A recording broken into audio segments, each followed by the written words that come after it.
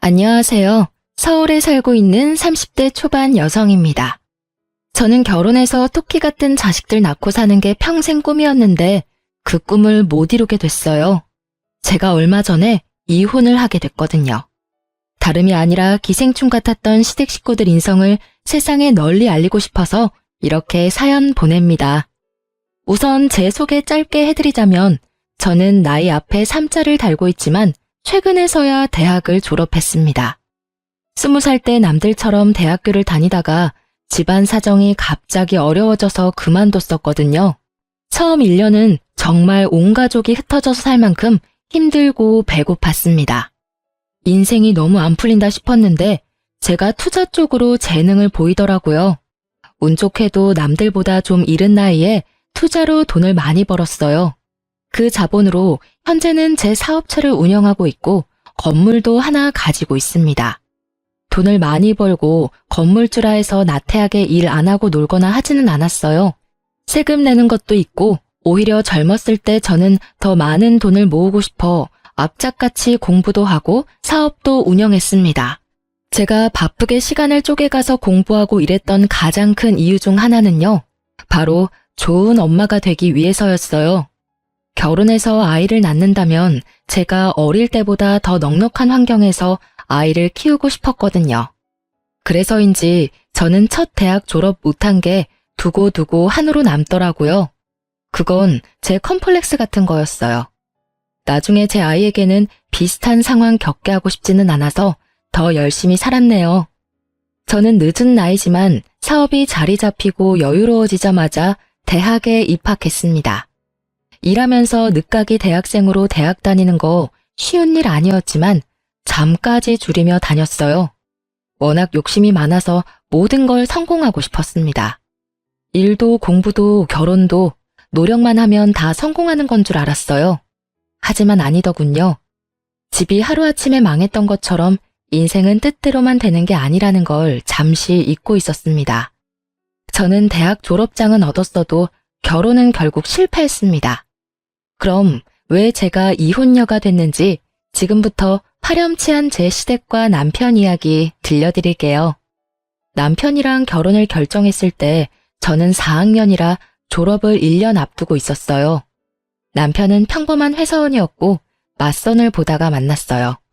결혼을 하고 싶은 제가 선자리를 열심히 나가고 있었던 때였죠. 처음에 남편을 소개받았을 때는 엄청 끌린다거나 마음에 들지는 않았어요. 그런데 제가 다른 사람들이랑 조금은 다른 순서로 인생을 살고 있어서 그런지 남편은 처음부터 제게 호기심을 가졌어요. 그의 호기심은 진한 호감이 되어 어느 순간부터 저를 쫓아다녔습니다. 그의 구애도 저도 마음이 싹 트더라고요. 저는 남편 정도면 평범해서 결혼하기에 괜찮겠다 생각했습니다. 제가 워낙 파란만장하게 살아서인지 평범함이 얼마나 어려운 건지 잘 알거든요. 그를 낮춰본 게 아니라 평범해서 오히려 귀하다고 생각했어요. 그땐 남편이 제가 건물주라는 걸 몰랐어요. 제가 혼자 자수성가한 건 알아도 모든 재산을 오픈하지 않았거든요. 시댁도 시부만 안 계실 뿐 평범한 집이었고 저희는 양가 허락까지 잘 받아서 결혼까지 별탈 없이 꼴이 냈습니다. 그런데 결혼 후 양가 식사하는 자리에서 시모가 갑자기 찬물을 끼얹더라고요. 사돈어른, 식사는 어떻게 입맛에 맞으세요? 한가족 되고 처음으로 같이 하는 식사라서 제가 엄청 알아보고 식당 예약했어요. 멀리서 오신 사돈어른 입맛에 꼭 맞았으면 좋겠네요. 뭐 비싸니까 당연히 맛은 있네요. 그런데 이런 식당은 좀 부담스럽네요. 한 끼에 도대체 얼마야 이게? 그럼 오늘 제가 남해에서 왔으니까 식사는 사돈께서 계산하실 건가요? 남해에서 여기까지 오셨는데 당연히 계산은 저희가 할게요. 그리고 제가 예약한 식당이니까요. 그래요. 이제야 맘 편히 좀 먹겠네. 에휴, 그리고 이제야 말하지만요. 얘들 결혼하기 전에 제가 얼마나 수심이 깊었는지 모릅니다. 네? 아니 우리 며느리 말이에요. 20대도 아니고 30대에 그 나이 먹고 대학 졸업장도 없는 거 솔직히 좀 그렇잖아요. 게다가 요즘 세상에 대학 졸업 어렵지 않잖아요. 도대체 어떤 환경에서 자랐는지 걱정도 되고 처음에는 정말 결혼 허락 안 내켰거든요. 그나마 곧 졸업 앞두고 있다 해서 겨우이 결혼 허락했습니다. 그러니까 세기 넌 나한테 잘해야 한다. 네 신랑한테는 더더욱이 잘해야 하고. 어머님, 무슨 말씀을 그렇게... 저는 시모의 말에 표정 관리를 못하고 친정엄마께서도 말을 잃었습니다. 그때 친정아빠가 나서서 이렇게 말씀하셨어요. 그게 대학이라면 저희 딸도 원래는 20살 때 다녔었는데요. 못난 아비 만나서 가세 기울고 공부를 스스로 포기했었답니다. 그래도 자기 힘으로 늦게라도 대학 가서 공부하겠다고 일하면서 공부하는 모습이 얼마나 자랑스러운지 몰라요. 저만 아니었다면 저희 딸도 남들처럼 졸업하고 평범한 삶을 살았겠죠. 저는 남편 없이도 우리 애들 뒷바라지 혼자 힘으로 어떻게든 다 했습니다. 사돈내는 둘이나 되면서. 아무튼 저는 평생 아주 몸이 부서져라 일했어요. 그래서 우리 애들 제때 학교 보내고 대학 졸업까지 잘 시켰네요. 솔직한 말로 저는 우리 아들 이렇게 욕심 없이 결혼시킨 거 너무 아깝습니다. 꽤 괜찮은 집에서 선짜리 많이 들어왔었거든요. 어머님, 더 이상 듣고 있기 거북해서 저는 나서서 시모에게 한마디 하려고 했어요. 결혼 다 시켜놓고 누가 아깝고 누가 모자라고를 따지는 건 예의가 아니잖아요. 그러자 시모는 눈을 부라리며 제게 쏘아붙이더라고요. 예, 이제 결혼했으니까 내가 솔직하게 얘기하는 거야. 그리고 어른들 이야기하는데 어디 갑자기 소리를 빽 질러? 엄마, 왜 그런 식으로 말씀하세요? 장인어른 장모님이 오해하시겠어요. 선짜리는 무슨 선짜리가 들어와요? 그리고 누구보다 이 결혼 원한 건 저예요. 그때 제 손을 가만히 잡더니 남편은 어머님께 반박하더라고요. 아들, 넌 좀 가만히 있어라. 오해가 아니라 진실을 얘기하는 거지 않니? 내가 내 아들 아깝다고 말도 못해? 그러니까 너는 보는 눈도 참, 어휴, 속 터져. 못난 부모 때문에 저희 딸이 고생 많이 했어요. 그러니까 사돈어른이 저희 딸 좀 예뻐해 주세요. 애가 아주 야무지고 착합니다. 모처럼 다 같이 모였는데 기분 좋게 식사 마무리하시죠. 네, 저도 그러고 싶네요. 근데 며느리 야무져서 사업하는 건 알겠는데요. 사업이라는 게 정말 언제 기울지 모르는 그런 위험 리스크라는 게 있잖아요. 내 아들은 좋은 대학 나와서 안정적인 회사도 잘 다니고 있는데 며느리 걱정이 심히 됩니다. 엄마, 저 사람 다니는 대학이 내가 졸업한 학교보다 훨씬 좋아요. 그리고 결혼 전에 이미 다 얘기 끝난 거잖아요. 오늘 도대체 왜 이러세요? 이제 진짜 그만하세요. 남편이 시모한테 역정을 내자 시모는 당황해서 저를 붙잡고 얘기했어요. 아들, 졸업장이 당장 있고 없고가 중요한 거 아니겠어? 세기 네가 말해봐. 안 그러니? 내가 없는 말 하는 것도 아니잖아. 혹시 지금 내가 하는 얘기들이 네 콤플렉스니? 그럼 앞으로 내가 대학 얘기는 안 하마. 저는 시모의 심수를 더 이상 들어주고 싶지 않아서 큰 마음 먹고 시모에게 당당히 웃어주며 말했어요. 컴플렉스라뇨. 어머님이 아들 자랑스러운 것처럼 저는 제 스스로가 너무 자랑스러워요. 그리고 이렇게 독립적으로 키워주신 저희 친정 부모님께도 감사하고요. 30 초반에 자리 잡아가는 사람들도 있는데 저는 이미 자리를 잡고도 남았잖아요. 남들 대학 졸업장 딸 나이에 저는 제 건물 가졌으니까 더 큰 거 얻었다고 생각해요. 뭐? 건물? 어머, 그게 무슨 소리냐? 너 설마 건물주냐? 아, 제가 말씀 안 드렸었나 봐요. 땡땡구에 저 건물 한 채 있어요. 솔직히 건물주에 사업까지 하는데 굳이 대학 졸업장까지 뭐가 필요하겠어요. 그런데 제가 워낙 욕심이 많아서요. 공부도 좀 더 하고 싶더라고요. 그래서 일하면서 학교 다닌 거예요. 저는 친정 부모님이 제게 미안해서 기가 죽은 모습이 너무 보기 싫었고 딸 잘 컸으니까 당당하게 어깨 펴시라고 시모에게 건물주라 시원하게 밝혔습니다. 그러자 시모는 갑자기 말도 안 되게 전과 달리 상냥하게 바뀌더군요. 시모는 제가 건물주라는 말 한마디에 저한테는 물론 저희 친정 부모님께도 스스로가 을인 것처럼 행동했어요. 그날 밥값도 저희 부부와 친정 부모님의 만류에도 기분 좋아진 시모가 전부 냈어요. 어머, 내가 건물주 며느리를 못 알아보고 신장 얘기하지 그랬어. 어쩐지 눈빛이며 자태며 다르다 했어. 사돈어른, 날 야무지게 잘 키우셨네요. 아들, 넌 알고 있었어? 아이고, 너 결혼 정말 잘했다. 몰랐죠. 자기야, 역시 내 마누라 정말 대단하다. 내가 존경하는 거 알지? 난 처음부터 알았어. 자기가 보통 사람 아니란 걸. 시모의 태세 전환에 저는 많이 씁쓸했지만 역시 돈이 최고라 생각했습니다.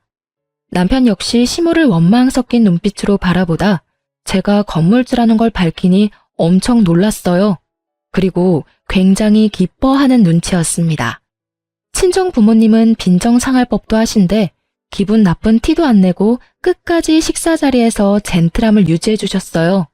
그래서 저는 딸로서 너무 감사했답니다. 그리고 시모한테 한 방 날려준 것 같아서 저는 속이 엄청 시원했습니다. 저희 부모님은 어차피 남해에 사는 시댁과는 자주 볼 일 없지 않냐고 이지라 하셨어요. 결혼 초반부터 마음에 담아두면 두고두고 저만 힘들다고요. 하지만 그날 시모의 무례한 말과 행동은 계속해서 다시 곱씹게 되더라고요. 여보, 아무래도 말야, 어머님 나 미워하시는 거 맞지? 아니야, 그런 거 아니야. 그랬으면 우리 엄마 밥값도 안 냈을걸? 아마 본인도 미안하셔서 계산하신 걸 거야.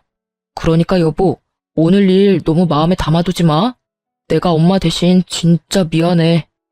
남편은 무릎 꿇듯이 주저앉아 제게 엄청 사과를 했습니다.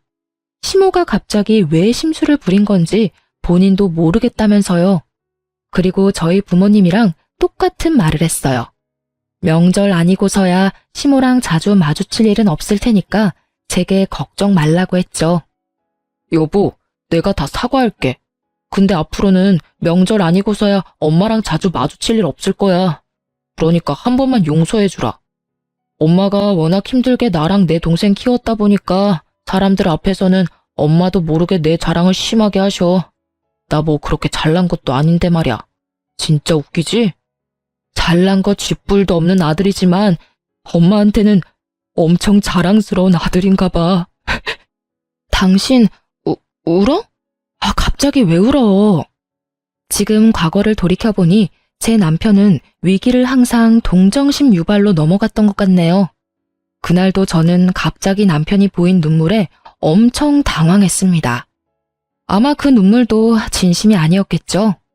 그게 가증스러운 악어의 눈물이었다는 걸 빨리 알았으면 좋았을 텐데. 저는 또 멍청하게 시모에 대해서 더 묻지 않고 남편을 보듬었습니다. 이혼 직전에 저는 마지막 학년이라 곧 학교도 졸업이고 아이를 슬슬 갖고 싶었어요. 그런데 남편은 아이 계획을 계속 미루더군요. 여보, 우리도 슬슬 아기 계획 세우자. 나 얼른 우리 애기 만나고 싶어. 애기?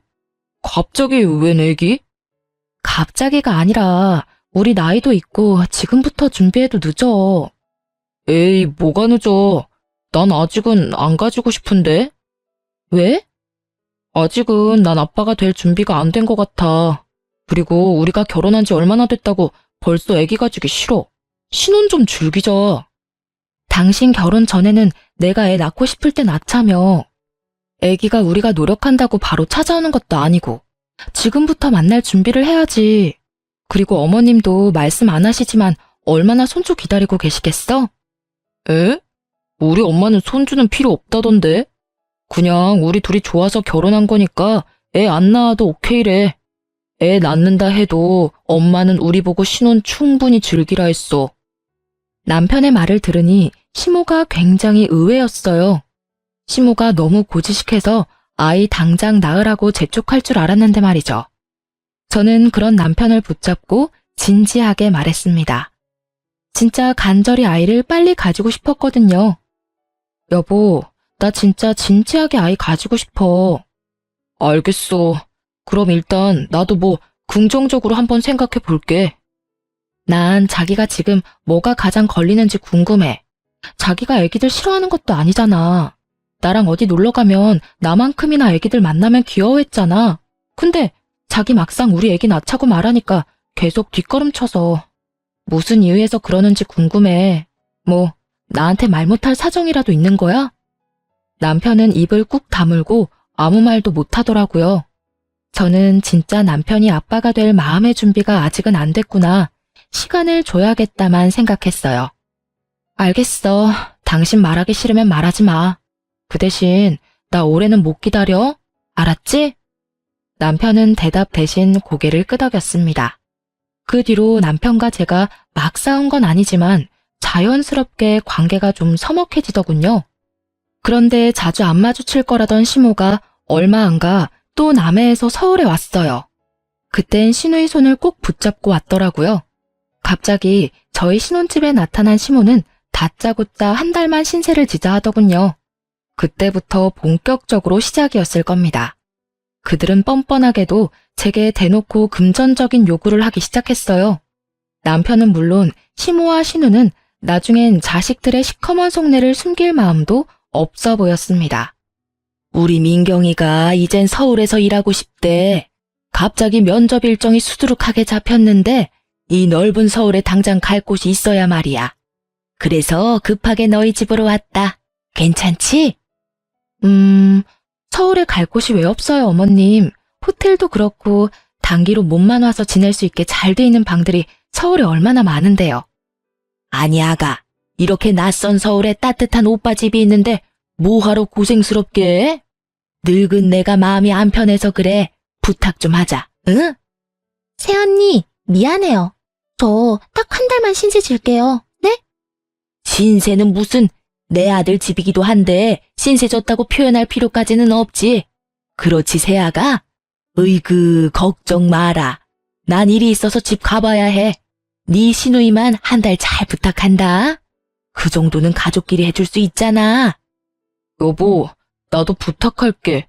내 동생 한 달만 딱 봐주면 안 돼? 속으로는 이미 수십 번 거절했는데 3명이나 동시에 제게 애원을 하니까 거절이 쉽지 않았어요. 그리고 이미 짐 가득 챙겨온 시누이를 쫓아내는 그림도 이상해서 저는 한 번은 참았습니다. 게다가 다른 것도 아니고 일 때문이라 하니 놀러 온 것도 아니라서 어쩔 수 없이 받아줬어요. 하지만 그날따라 남편은 꿀먹은 벙어리처럼 시모에게 왜 갑자기 왔냐는 말도 안 하더라고요. 이미 알고 있었던 사람처럼 놀라지도 않고요. 남편은 자기 동생이니까 불편함 없으니 지금 이 상황이 저만 황당하나 싶었어요. 여보, 혹시 아가씨랑 어머님 오늘 우리 집에 올 거 알고 있었어? 어? 그렇잖아. 갑자기 오셨는데 왜 놀라는 기색이 하나도 없어? 나만 놀란 거야? 그게 사실은 난 미리 엄마한테 들었지. 나한테 상의할 생각은 안 해봤어? 우리 애기 문제로 한참 심각하게 얘기하고 있는데 내가 그 얘기 꺼내봤자 좋을 거 없겠다 싶었어. 나도 눈치 보다가 말 못한 거야. 미리 말 못해서 미안해. 아무리 그래도 그렇지. 일단 이번엔 상황이 상황이다 보니까 내가 한 번은 참고 넘어갈게. 근데 앞으로는 이렇게 중요한 일은 나랑 먼저 상의해줘. 응? 알겠어. 자기 말 꼭 명심할게. 저는 그렇게 남편이 사정사정하고 시모가 하도 부탁해서 오케이 한 건데요. 호의를 호구로 받아들이는 시모와 남편 그리고 시누이에 저는 혀를 내둘렀습니다. 아가씨, 식사하세요. 새언니, 오늘 메뉴는 뭐예요? 아, 또 미역국이에요. 미역국을 한솥 끓여놔서요. 나 오늘 스트레스 받아서 매운 거 땡기는데. 새언니, 다른 건 없어요? 제육은 좀 매콤하니까 일단 앉아서 먹어봐요. 오빠, 나 매운 떡볶이랑 국물 닭발 땡기는데. 오빠는? 시키면 먹을 거지? 나도 오늘 점심에 느끼한 걸 먹었더니 매운 게 땡기네. 그럼 시킨다. 새언니도 시키면 먹을 거죠? 그럼 뭐 그렇게 할게. 시누이는 며칠 같이 지내자 제게 반찬 투정을 심하게 했어요.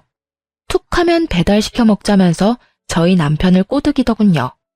실컷 밥을 다 차려놨는데 몇 번도 아니고 계속 그러니까 저도 뚜껑 열리더군요. 제가 찬바람 쌩쌩 부는데도 아랑곳하지 않는 신우와 눈치 없는 남편이었습니다. 게다가 두 남매가 더 얄미운 건요. 배달을 꼭 현금으로 주문해서 음식 계산을 요리조리 피하고 애꿎은 제가 계산을 할 때도 있었어요. 그래서 저는 신우이와 남편의 패턴을 파악하고 제 지갑은 안전히 사수했습니다. 새언니, 저 화장실 좀 다녀올게요. 혹시 배달되면 음식 좀 받아주세요. 오빠한테 부탁해요. 네? 내가 받을게. 신우이는 화장실에 가고 남편은 제 눈치를 살피더라고요. 그때 배달원이 초인종을 누르자 남편은 어김없이 제게 말했습니다. 어떡하지?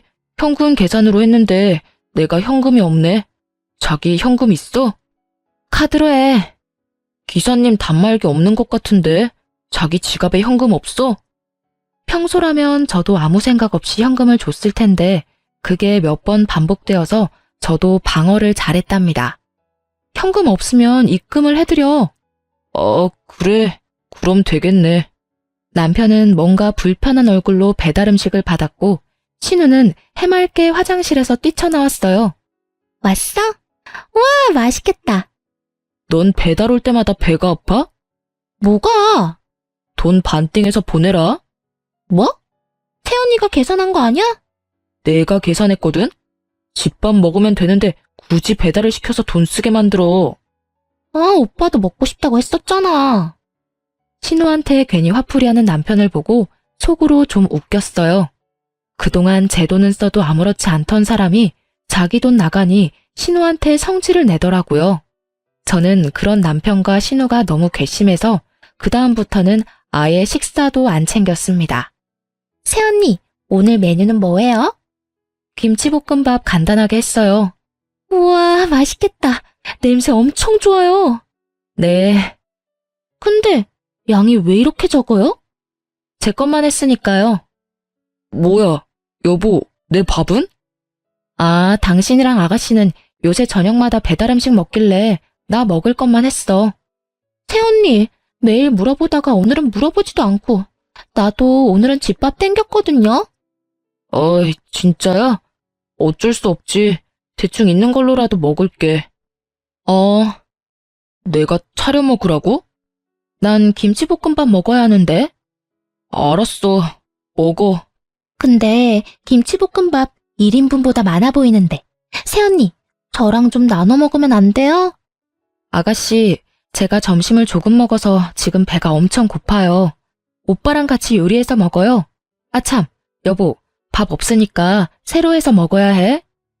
그렇게 일부러 저는 남편 놈과 신우이의 밥을 챙기지 않고 저녁마다 제 밥만 챙겨 먹었어요. 제가 몇 번 그러자 신우이는 삐진 건지 친구 집에서 지낸다며 짐 싸서 나가더군요. 저는 진작 이렇게 할 걸 후회했습니다. 새언니, 지금 일부러 그러는 거죠? 정말 너무해요. 밥 가지고 치사하게. 뭐가요? 매번 저녁마다 밥 차려줘도 안 먹은 건 오빠랑 아가씨잖아요. 몰라요. 나 당분간 친구 집에서 지낼 테니까 그렇게 아세요. 우리 엄마가 알아도 괜찮죠? 네네. 당신 진짜 너무한 거 아니야? 몇 번 배달 음식 먹었다고 먹는 거 가지고 유치하게. 투덜거리지 마. 당신이 애야? 저녁 준비한 사람 무한하게 매번 차려놓으면 안 먹는다고 배달 음식 주문한 게 누군데? 게다가 음식 계산도 내가 하게 만들었잖아. 너도 친구 집에서 지내고 싶으면 나가. 당장 나가라고. 저는 속에 천불이 나서 처음으로 남편에게 삿대질을 하며 나가라고 소리 질렀어요. 남편은 깜짝 놀라서 잘못했다고 빌더군요. 여보, 내가 잘못했어. 생각이 짧았어. 됐고, 앞으로 저녁 지금처럼 각자 먹는 거야. 나한테 차려달라 하지 마. 여보, 뭐? 평생 그럴 건 아니지? 당분간만이지. 몰라. 생각해 볼 거야. 알겠어. 남편은 그 뒤로 제가 먹을 저녁까지 혼자서 준비를 다 했습니다. 아무래도 저랑 화해는 하고 싶었나 봐요. 아직 남편 꼴도 보기 싫었지만 음식이 무슨 죄가 있겠냐며 저는 조용히 식사만 했습니다. 남편은 그런 제 눈치만 보느라 한동안 제게 말을 못 걸었어요. 그런데 불난 집에 기름 붓는다고 열불 터지는 제게 시모까지 나서서 기름을 마구 붓더라고요.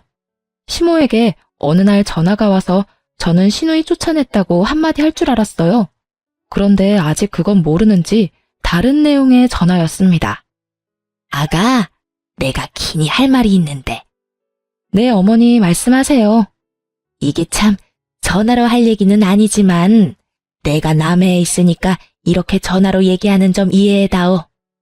너희 시누이 말이다. 생활비가 많이 부족한가 봐. 아가, 네가 내 딸 생활비 좀 챙겨줄래? 네? 서울 물가가 너무 무섭구나. 내가 챙겨준다고 챙겨줬는데 글쎄 돈이 턱없이 부족한가 봐. 더도 말고 딱 1년만 도와다오.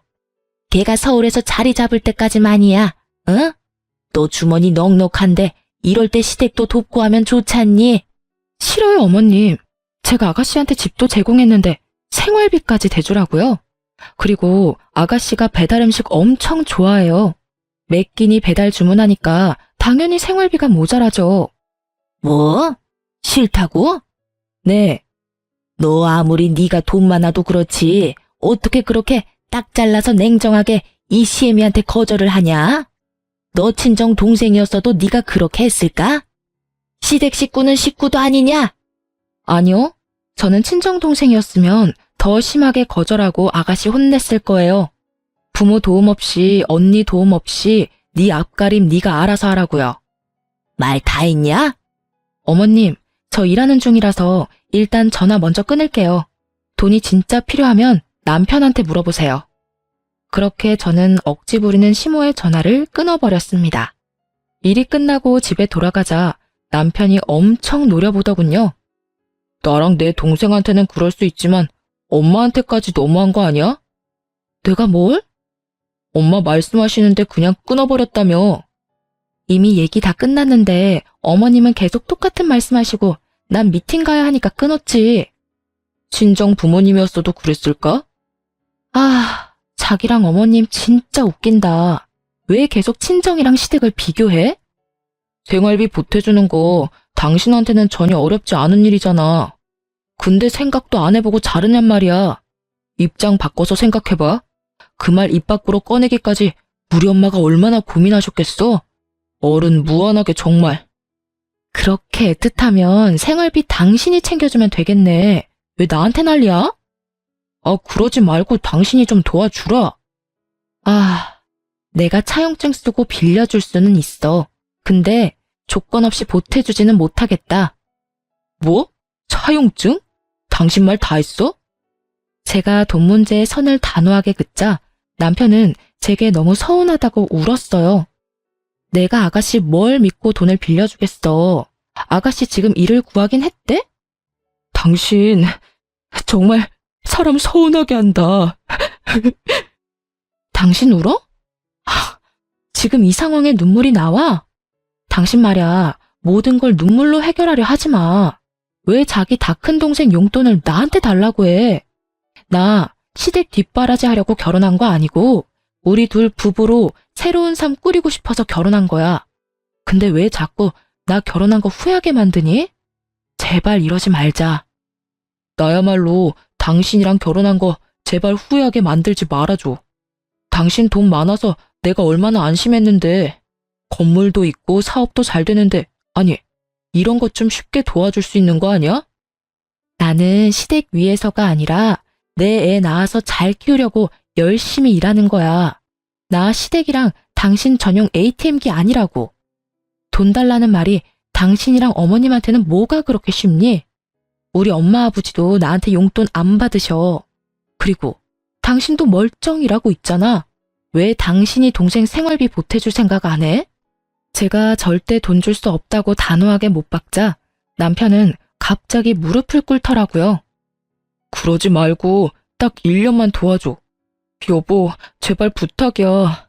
나 사실 백수야. 내가 도울 수 있으면 진작 도왔지. 뭐 당신이 백수라니 그게 무슨 말이야? 남편은 평소에 일이 힘들다며 회사 그만두고 싶다는 말을 달고 살긴 했어요. 하지만 그렇게 저와 상의도 없이 일을 덜컥 그만둘 줄 몰랐습니다. 그동안 매일 출근하는 척 어디로 가서 시간을 보낸 건지 알고 싶지도 않았고 저는 너무 화가 났어요. 당신 언제 회사 그만뒀어? 몇 달 됐어. 도대체 무슨 생각으로, 아니 뭘 믿고 이렇게 대책 없이 회사 관둔 거야? 당신 사업도 하고 있고 건물도 월세 매달 받으니까 우리 당장 굶을 일은 없잖아. 그래서 당신 믿고 그만뒀지. 회사 다니는데 매일 쳇바퀴 돌아가듯 똑같은 일상에 너무 지치더라. 안 그래도 스트레스 쌓였는데 부장이 그날따라 나 붙잡고 한마디 하는 거야. 그래서 홧김에 충동적으로 사직서 냈어. 남편은 제 재산만 믿고 겁없이 그동안 근속하던 회사를 그만둔 거였어요. 당신 그동안 나 열심히 산 거 알잖아. 이제 나도 돈 많은 마누라 덕 좀 보자. 그리고 당신이 너무 시댁이랑 친정 구분하지 말았으면 해. 우리 가족들도 말이야, 평생 고생만 했는데 이제 꽃길 걷게 해주고 싶어. 나한테 동생이랑 엄마는 내 인생에 정말 중요한 사람들이야. 그래서 아이 따위는 안 낳고 싶던 거야. 뭐? 지금 그게 무슨 말이야? 철없는 남편은 백수인 주제에 또 자기는 동생이랑 엄마가 중요하다며 아이 따위는 안 낳고 싶다고 선언하더군요. 애 낳으면 우리 시간도 돈도 모두 아이한테 포커스가 다 맞춰지니까 우리 가족들 못 챙기게 되잖아. 그건 절대 안 되지. 여보, 내가 장인 장모님한테도 잘할게. 이번 한 번만 나 좀 도와줘. 나 회사 생활 이제 진짜 지긋지긋하다고. 내가 살림도 하고 당신한테 잘할게, 응? 그리고 이 기회에 당신 사업도 내가 배워서 나중에 옆에서 일 도와줄게. 살림? 라면도 내가 끓여줘야 먹던 네가 살림? 웃겨 죽겠네. 그러니까 너 다시 회사를 다닐 마음이 없다는 거지? 내 사업을 내가 널 뭘 믿고 너한테 뭐하러 가르쳐 주겠어. 이제 우리 이혼할 건데. 저는 그 순간 눈에 보이는 게 밥주걱뿐이라 그걸 쥐고 남편 놈 따귀를 야무지게 날렸습니다. 아프잖아. 이혼이라니. 난 절대 당신이랑 못 헤어져. 아프라고 때린 거야. 너 맞아도 정신 못 차리겠지? 당장 나가. 못 헤어지긴 개뿔. 내가 비싼 변호사들 써서라도 너 같은 놈이랑 징글징글한 시댁이랑 전부 인연 끊을 거니까 걱정하지 마. 꼴도 보기 싫으니까 나가라고. 저는 남편 놈을 쫓아내자마자 고민할 것도 없이 이삿짐 센터에 전화를 돌렸습니다. 여기저기 전화해서 당장 빠르게 남편 놈 짐을 옮길 수 있는 곳을 찾아냈어요. 백수 남편 놈과 시누이 남아있던 짐들 모조리 싸서 남의 시댁으로 보내버렸습니다. 돈은 좀 많이 들었지만 돈을 쓴 만큼 제 속은 많이 후련하더군요. 저는 사업을 하다 보니 배포도 크고 한 번 아니면 바로 결정하는 편입니다. 쫓아낸 남편한테는 바로 이혼 사유를 전달하며 변호사 만났다고 통보했습니다. 그 뒤로는 변호사 통해 연락하라고 했어요. 그제서야 남편은 아차 싶은지 집에 찾아와 아주 빌빌기면서 사과하더군요. 제 돈 믿고 배째라시기던 그 동태 눈깔은 깜짝 놀랐는지 그제야 정상으로 돌아온 듯 했어요. 여보, 내가 진짜 잘못했어. 다시는 자기 돈 탐 안 낼게. 그러니까 이혼은 제발 한 번만 다시 생각해주라. 나 회사도 다시 다닐게. 그럼 당연히 회사 다녀야지. 백수의 이혼남을 누가 좋아하겠어? 새 출발하려면 열심히 살아. 나 시간 허비하는 거 딱 질색인 거 알지? 우리 깔끔하게 이혼하자. 앞으로는 이렇게 힘들게 찾아오지 말고 변호사랑 전화로 얘기해. 알았지? 여보, 여보라고 부르지도 마. 그럼 내 짐이라도 좀 줘. 몇 개 남겨두길 잘했네. 이렇게 찾아올 것 같아서 네 캐리어는 남겨뒀어. 잠시만, 캐리어 달랑 하나가 끝이야? 내 나머지 짐은? 당신 짐? 그건 나중에 따로 연락 올 거야. 근데 미안한데 나 5만 원만 빌려줄 수 있을까? 수중에 5만 원도 없는 게 말이 돼? 미안. 저는 지갑에서 5만 원권을 빼주려다 10,000원 2장을 꺼내 내밀었어요. 남편은 2만 원 받고 입맛을 다시다가 캐리어 끌고 터덜터덜 가더라고요. 얼마나 찌질하고 없어 보이는지. 제가 왜 저런 인간이랑 결혼했는지 스트레스 받아서 머리가 핑 돌았습니다. 그래도 집 명의가 제 앞으로 되어 있다 보니 남편은 의외로 순순히 물러나더군요. 시댁에는 따로 연락을 안 했습니다. 그런데 때마침 시모에게서 먼저 전화가 왔어요. 저는 짐이 벌써 도착할 리가 없을 테고 남편에게 이야기를 들었나 싶어서 시모의 전화를 받았습니다. 시모가 잠시 집 밑에 내려와 보라고 해서 남편 보내는 것만큼 쉽지는 않겠구나 생각했어요. 그런데 제가 내려갔더니 시모만 있는 게 아니었죠. 시모와 시누이 그리고 이삿짐 트럭이 있었습니다. 저는 순간 제가 보낸 그 이삿짐인 줄 알았어요. 그런데 자세히 보니 못 보던 짐들이더라고요. 어머님, 이게 다 뭐예요? 뭐긴 뭐야, 내 짐이지. 아직 못 들었냐? 네? 뭘요? 새언니, 오랜만이에요. 어쩜 그러고 한 번을 연락 안 해서 섭섭해서 죽는 줄 알았잖아요. 뭐, 덕분에 나 좋은 일 많이 생겼지만요. 아이고, 답답해라. 나 너네랑 같이 살기로 했잖아. 아직 내 아들한테 못 들었니? 나는 여기서 너희랑 살고 네 시누이는 오피스텔 계약해줬어. 정말 큰 마음 먹고 내가 남의 집 팔아서 서울까지 올라온 거야. 서울 집값이 비싸도 너무 비싸지 않니? 뭐 투룸이나 되면 내가 얘랑 살겠는데 그 돈으로는 택도 없이 부족해서 그냥 얘 결혼 전까지 쓰라고 오피스텔 원룸 하나 계약해줬어. 난 뭐 이제 너네랑 같이 살면 되니까. 넌 복 받은 거야. 이제 오늘부터 시애미가 해주는 밥상 얻어먹을 수 있잖아. 일단 나중에 회포는 풀고 지금은 이삿짐 트럭 기다리니까 얼른 들어가자. 아니 시모는 시누이 월세도 아니고 매매로 서울의 오피스텔 코딱지만한 원룸 3억짜리를 덜컥 계약했다고 합니다. 그 엄마의 그 아들이라고 남편의 무모함은 시모랑 닮은 거였나 봐요. 시누이는 들어보니까 제대로 된 회사에 취직한 것도 아니고요. 정규직도 아닌데다 서울에서 겨우 알바하면서 자기 엄마 꼬드겨 오피스텔을 계약한 거였어요. 정신없어. 우리 빨리 끝내고 가전제품 보러 가요. 새언니, 오피스텔에 세탁기랑 냉장고는 있어요. 근데 침대는 새로 사야 할 것 같은데. 서울 온 기념으로 새언니가 해줄 거죠? 남편뿐만 아니라 어머님 아가씨도 어쩜 온 가족이 김칫국 마시는데 일가견이 있나 보네요. 잠시만요. 죄송하지만 다들 돌아가 주세요. 제가 진입하려는 이삿짐 트럭을 막자 시모와 시누이는 어리둥절해했죠. 저는 남해에 있는 시댁집 팔아서 홀라당 시누이한테 투자하고 본인은 아들네 부부랑 같이 살겠다는 시모에게 아주 단단히 일러줬습니다. 당신 아들이랑 이제 이혼하겠다고요? 어머님이야말로 못 들으셨어요? 저희 이혼하기로 했어요. 신혼집은 제 지분이 커서 제가 쓰고 있고요.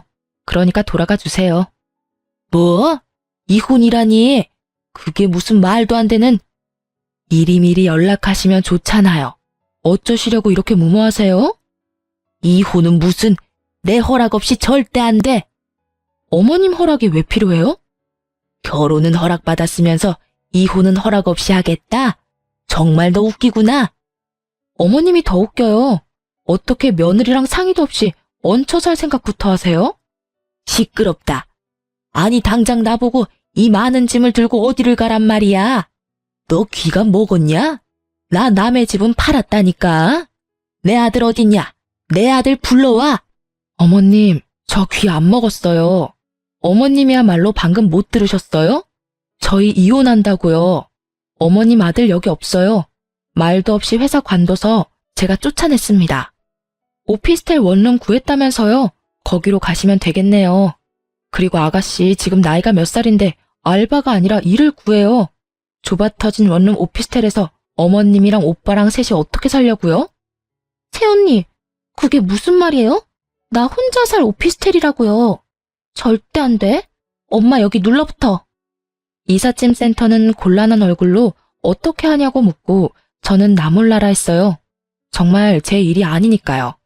그러자 시모는 이혼은 무슨 이혼이냐며 끝까지 밀고 들어오려 했습니다.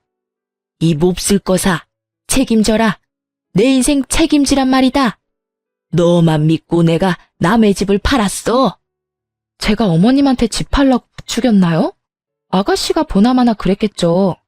전 이제 남남인데 저보고 어쩌라고요. 알아서들 살 길 찾으세요. 어머님 딸 때문에 어머님이 직접 한 집을 왜 저한테 책임지래요? 집값이 3억이야. 난 네가 그 돈 내놓기 전까지 여기서 한 발자국도 못 움직여. 아, 이 집안은 툭 하면 나보고 돈 달라네. 남편이 잘 다니던 회사도 그만두고 애도 낳기 싫대서 왜 그러냐고 물었어요. 근데 자기는 어머님이랑 아가씨랑 잘 먹고 잘 살고 싶대요. 근데 제 돈으로 그러고 싶다 해서 이혼하자 했어요. 제가 잘못된 거예요? 저 이 집에 봉사나 기부 같은 거 하러 시집 온 거 아니에요. 시모는 개거품 물며 3억 내놓으라 하고 저는 시모에게 경찰에 신고하기 전에 소란 피우지 말고 돌아가라고 경고했어요. 그리고 콧김을 뿜으며 저를 노려보는 시누이를 비웃어줬습니다. 아가씨, 진짜 정신 똑바로 차리고 살아요. 무슨 생각으로 3억짜리 오피스텔을. 참나, 분수에 맞게 살아야지. 어디 욕심 부려서 엄마 전 재산을 건드려요? 난 새언니만 믿었죠. 새언니 돈 많잖아요. 누가 이혼할 줄 알았다? 저는 쉽게 물러날 것 같지 않는 두 사람 때문에 결국 경찰에 신고를 했습니다. 경찰이 오고 한 차례 더 소란스럽더니 시모와 시누이는 체념하고 돌아간 듯 했습니다. 땅을 치고 후회하던 시댁 식구들은 그 뒤로도 저희 집에 몇 번 찾아왔어요. 남편 놈이랑 연락이 닿았는지 셋이서 제발 한 번만 봐달라고 단체로 찾아오는데 정말 힘들었습니다. 저는 힘들고 짜증나도 절대 틈을 안 보여줬어요. 제가 받아주니까 자꾸 돈이라도 달라고 매달려서 접근 금지 신청도 했어요. 귀책 사유는 분명하게 남편한테 있어서 저는 이혼하면서 위자료도 챙겼습니다. 제게 위자료도 줘야 하고 돈이 없으니 전 남편 놈은 울며 겨자 먹기로 그만둔 회사에 다시 애걸복걸하며 복직했다고 합니다. 그래도 그나마 회사에 자리가 남아있던 걸 다행이라 생각해야죠. 대신 전 남편은 연봉이 대폭 삭감됐다고 합니다. 저는 이혼이라도 해서 정신 차리게 된 걸 저에게 감사하라고 일침을 가했습니다.